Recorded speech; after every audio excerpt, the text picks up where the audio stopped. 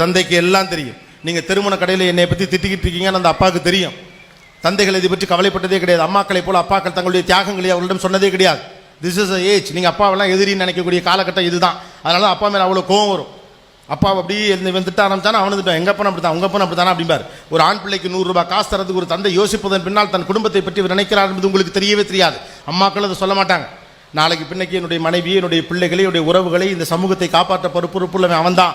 ஒரு 100 ரூபாய் காசு ஈஸியாக வருதுன்னு அவன் நினச்சிட்டானா பணத்தின் மீது அவனுக்கு மரியாதை போயிடும். பணத்தை டிஸ்பிளே பண்ணிட்டு அவன் கெட்டு போயிடுவான். இந்த குடும்பம் அழிஞ்சு போகுன்னு பயப்படுறார். அதனால ஒரு தந்தை 100 ரூபாய் காசு பாக்கெட்டில் இருந்து கூட நாளைக்கு தரேன் 2 நாள் கழிச்சு கொடுக்குறான்.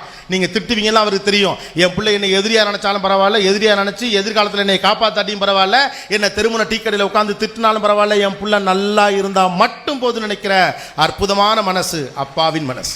ஆனால் அது யாரும் என்டாஸ் பண்ணதே கிடையாது. லைஃப்பில் நிறைய விஷயம் நீங்கள்லாம் வளர்ந்து ஆளாகி பெரிய பிள்ளையாய் நீங்கள் அந்த பதவிக்கு வர போட்டு தான் தெரியும். பாஸ் இப்படி பேசுகிறீங்களா பாஸ், ஆனால் என் தங்கச்சி கேட்டால் உடனே எங்கள் அப்பா காசு கொடுப்பார் பாஸ், கொடுப்பாரு தான். அப்பாக்கள் பெண் பிள்ளைகளை வச்சு கொஞ்சுவாங்க தான். அம்மாக்கள் அந்த உண்மையும் சொல்லி தொலையலாம், சொல்லவும் மாட்டீங்க.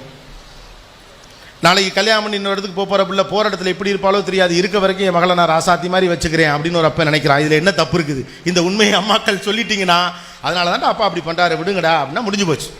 அப்பாவுக்கும் அப்பாக்கள்கிட்ட நேராக போய் பேசுவாங்க பிள்ளைங்க. எனக்கு 1000 ரூபா பணம் வேணும், அல்லது எனக்கு இந்த ட்ரெஸ்ஸு வேணும், எனக்கு இந்த புக்கு வேணும், நேராக போய் அப்பாட்ட உட்காந்து கேட்க முடியும்.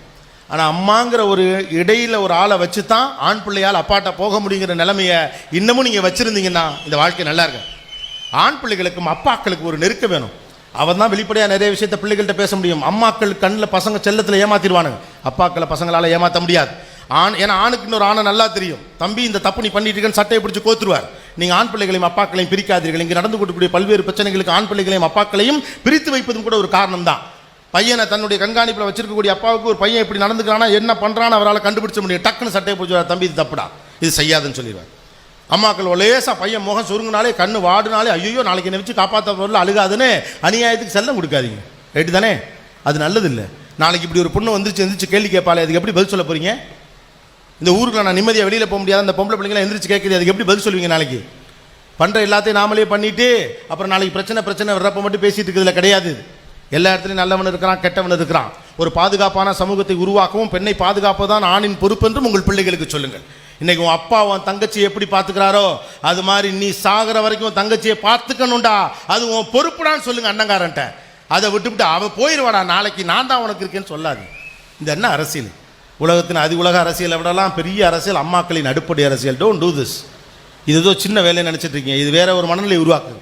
வீட்டுக்குள்ளே இருக்கக்கூடிய ஒரு பெண் பிள்ளையை பாதுகாக்க வேண்டிய பொறுப்பு எனக்குன்னு ஒரு அண்ணனுக்கு தோணணும். அந்த எண்ணம் வர்றப்போ தான் அந்த பிள்ளையை எவனோ ஒருத்தனுக்கு தங்கச்சி தானேங்கிற எண்ணம் வரும். வீட்டுக்கு இருக்க பொம்பளை பிள்ளை அடிக்கணும்டா குத்தணும்டாங்கிற எண்ணத்தை நீங்கள் உருவாக்குனீங்கன்னா அதே தான் அவனுக்கு அங்கே வெளியிலையும் தோணும். Don't do that.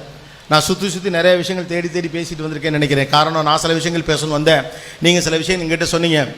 And moreover, since there are guys at the age of 17 and 18, I just wanted to share a few things with you people because this is an opportunity for me to express my feelings because இந்த மாதிரியான டயஸில் இந்த மாதிரி students இருக்கிறப்ப சில விஷயங்கள் நம்ம கட்டாயமாக communicate பண்ணோம்.